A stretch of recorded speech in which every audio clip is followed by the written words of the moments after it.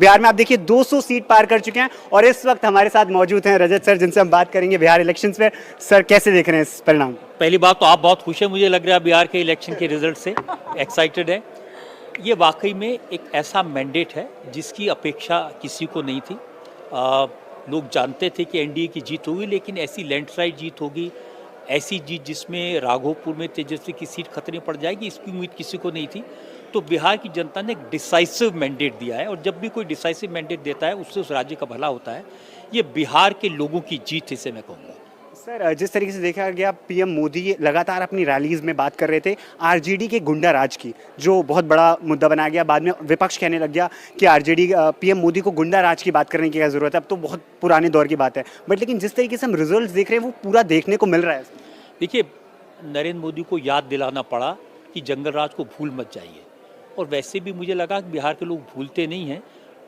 कोई बच्चा है, बाहर जाके रहता है, लेकिन उसके पेरेंट्स ने तो वो देखा है, और वो मैंने वो दिन देखे हैं, और इतने भयानक थे वो कि कोई भी उसको भूल नहीं सकता है। मोदी जी ने सिर्फ उन चीज़ों को याद दिलाया कि जंगल राज के दिन कैसे थे, कैसे कट्टे का कानून चलता था, कैसे कारतूस का कानून चलता था, कैसे किडनैपिंग होती थी। और मुझे लगता है वो एहसास बिहार के लोगों को है, इसीलिए उन्होंने तेजस्वी यादव को बिल्कुल नकार दिया। सर, दिल्ली में एक पॉलिटिकल एक्सपेरिमेंट बहुत सुपर हिट हुआ था जिनका नाम था एके, लेकिन इधर एक पॉलिटिकल एक्सपेरिमेंट हुआ पीके, जिनके नंबर्स दिख रहे हैं सामने 0। देखिए, दोनों में बहुत फ़र्क है। प्रशांत किशोर चुनाव लड़वाते थे, उनके पास अपने रिसोर्सेज थे, और वो किसी आंदोलन के प्रोडक्ट नहीं थे। उन्होंने एक बहुत अच्छा काम किया, गांव-गांव जाकर बिहार को जानने समझने की कोशिश की, और लोगों की प्रॉब्लम्स को सुना, और उन्होंने जो सॉल्यूशन दिए थे वो बिल्कुल सही हैं।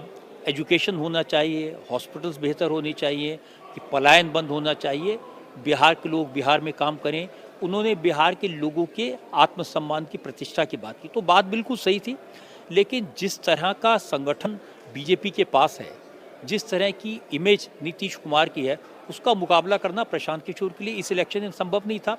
और कोई भी पहली अटैम्प्ट में पार्टी बनाए और जीत जाए, ये संभव नहीं होता। एक लंबा रास्ता उनको तय करना पड़ेगा। सर, एक कांग्रेस का माइंडसेट हम समझना चाहते हैं कि कांग्रेस लंबे समय से, अभी 2024 का रिजल्ट आया तो ऐसा लगा कि थोड़ा सी जान आ गई है, लेकिन उसके बाद वापस से असेंबली इलेक्शंस आए, बिल्कुल परफॉर्मेंस खराब होता दिख रहा है। और आज हम देख रहे हैं कि बिहार भी इस स्थिति में आ गया है कि कांग्रेस मुक्त बिहार होने जा रहा है, जहां 4 सीटें दिख रही हैं और उन सीटों पर भी 2000 से कम का मार्जिन है। कांग्रेस इस दशा में क्यों आई है?